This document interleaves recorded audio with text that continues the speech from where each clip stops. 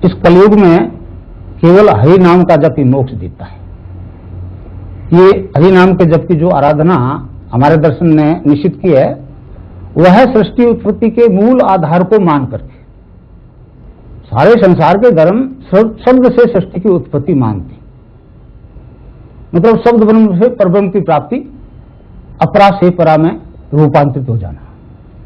सारे संसार के ईश्वरवादी धर्म इस सिद्धांत को स्वीकार करते हैं। वैदिक धर्म को छोड़कर संसार के सभी धर्मों का विकास अभी तक द्वैत भाव तक हुआ है। ईश्वर एक अलग सत्ता, मनुष्य एक अलग सत्ता।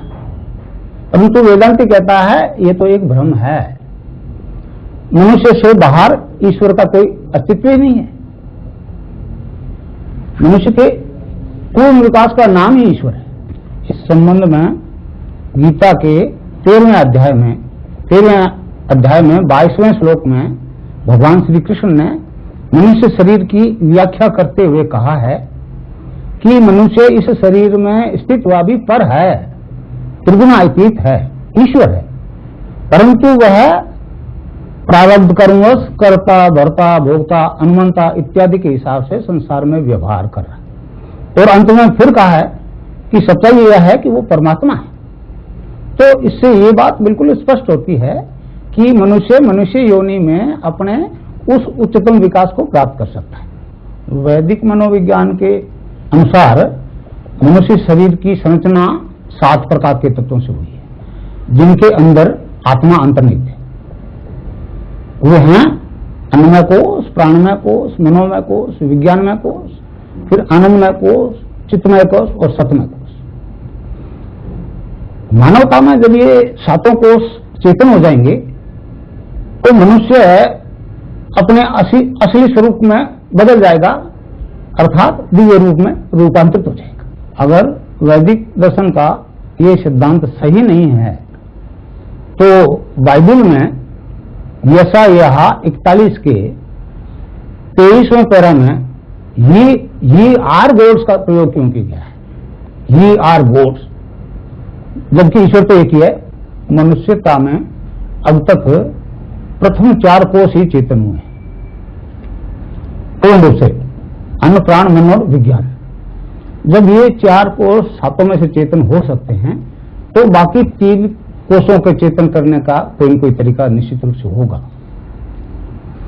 तो उन्हीं बाकी 3 कोषों को सत प्लस चित्त प्लस आनंद, सचिदानंद को चेतन करने का काम केवल वेदांती ही कर सकते हैं। इस संबंध में महर्षि अरविंद की भविष्यवाणी है कि पश्चिम मानवता में जितना विकास कर सकता था कर चुका। अब मानवता में आगे जिस विकास की जरूरत है वह संसार का कोई धर्म, कोई राष्ट्र नहीं कर सकता। इस काम को तो अनादिकाल से वेदांती ही करते आए और अब भी इस ज्ञान का दान संपूर्ण विश्व को वेदांती ही देंगे। शक्तिपात दीक्षा से जब साधक की कुंडलिनी जागृत हो जाती है तो वह साधक का शरीर, मन, प्राण, बुद्धि अपने स्वायत्त कर लेती है, अपने अधीन कर लेती है। और वह शक्ति सभी प्रकार की योगिक क्रियाएं जैसे आसन, बंद, मुद्राएं, प्राणायाम इत्यादि सब अपने नियंत्रण में करवाती है, सीधा अपने अधीन करवाती है। साधक का उसमें कोई प्रकार का हस्तक्षेप काम नहीं करता। साधक तो आंख बंद किए आज्ञा चक्र पर गुरु का ध्यान करता है और गुरु ने जिस मंत्र को जपने की बात कही है उसका मानसिक जप करता है। बाकी सारी योगिक क्रियाएं सीधा उस सत्ता से जगत जननी के द्वारा संचालित होती है। जब साधक की कुंडलिनी जागृत हो जाती है तो साधक सभी प्रकार के मनोरोगों, शारीरिक रोगों से पूर्ण रूप से मुक्त हो जाता है। यही नहीं, साधक सभी प्रकार के नशों से भी पूर्ण मुक्ति पा जाता है। और मानवता में जो ये विकास होता है वो एक ठोस दार्शनिक सिद्धांत के आधार पर होता है। साधक सभी प्रकार के मनोरोगों से मुक्ति एक दार्शनिक सिद्धांत के आधार पर पाता है।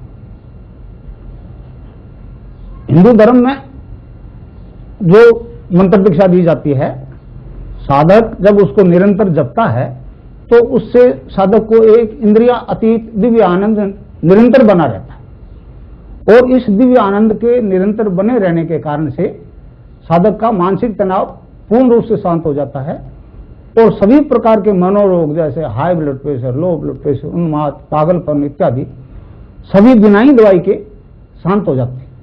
इस दिव्य आनंद को भारतीय संतों ने नाम खुमारी की संज्ञा दी है, नाम हरि नाम की खुमारी।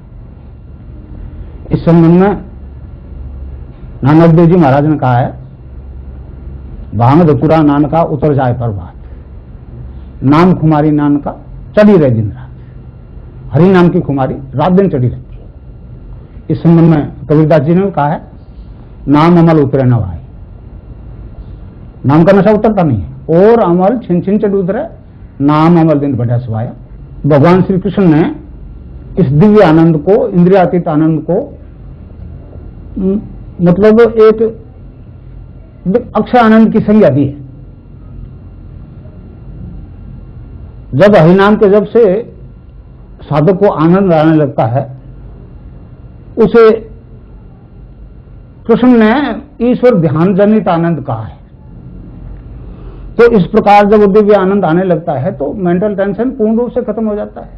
इस दिव्य आनंद का वर्णन भगवान श्री कृष्ण ने गीता में बड़ा विस्तार से किया है। इस संबंध में गीता के 5वें अध्याय के 21वें श्लोक में तथा 6ठे अध्याय के 15वें, 21वें, 27वें एवं 28वें श्लोक में भगवान कृष्ण ने इस दिव्य आनंद को बड़े विस्तार से समझाया। सभी प्रकार के शारीरिक रोगों से पूर्ण मुक्ति वह जगत जननी कुंडलिनी योगिक क्रियाओं द्वारा ठीक करवा देती है। साधक का जो अंग बीमार होता है उसी की कसरत होती है, वही मसल स्टोन होते हैं। जो बीमारी है दूसरी प्रकार की क्रियाएं नहीं होती, क्योंकि वो जगत जननी सब जानती है कि इसको क्या रोग है। तो इस प्रकार वो कुंडलिनी सारे योगिक क्रियाओं द्वारा सभी प्रकार की शारीरिक बीमारियों को ठीक कर देती है, क्योंकि समाधिस्थ होने के लिए पहली शर्त है पूर्ण रोग मुक्ति। गीता के अनुसार मनुष्य मात्र जो है 3 जाति के होते हैं, 3 वृत्ति के होते हैं, जैसे रजोगुणी, तमोगुणी और सतोगुणी। तो जो ही शक्तिपात दीक्षा से कुंडलिनी जागृत हुई, रजोगुण और तमोगुण पूर्ण रूप से शांत हो जाते हैं और उसके संबंधित खान पान जितने भी हैं उनसे आंतरिक घृणा हो जाती है और सभी प्रकार के नशों से पूर्ण मुक्ति मिल जाती है। इस संबंध में स्वामी विवेकानंद जी ने अमेरिका में एक बहुत ही सटीक उदाहरण दिया। स्वामी जी प्रवचन कर रहे थे तो किसी अमेरिकन ने पूछ लिया, स्वामी जी आप उपदेश तो बहुत दे रहे हो मगर अपना सौदा नहीं बैठना, क्योंकि आपके यहाँ तो मांसाहारी और शाकाहारी का बड़ा सख्त प्रतिबंध है और हम तो सारे के सारे ही मांसाहारी लोग। तो स्वामी जी ने चलते स्पीच में क्या दिया, you need not to give up the things will give up. तो इस प्रकार शक्तिपात दीक्षा से जो लाभ होता है वो मनुष्य की बुद्धि से नहीं, the things will give you up के हिसाब से होता है। मैं जो दीक्षा दे रहा हूं उससे साधक को पातंजल योग दर्शन में वर्णित सभी ज्ञान, सभी सिद्धियां प्राप्त हो रही है।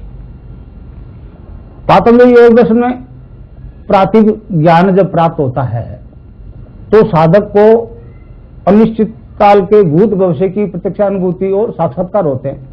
वो अनलिमिटेड पास्ट फ्यूचर को देख सकता है, सुन सकता है। ध्यान की स्थिति में साधक भूत भविष्य को देखता है, सुनता है, और जो देखता सुनता है वो भौतिक जगत में पूर्ण सत्य प्रमाणित हो रहे। वैदिक दर्शन की इस आराधना से मनुष्य पूर्णता को प्राप्त कर ले।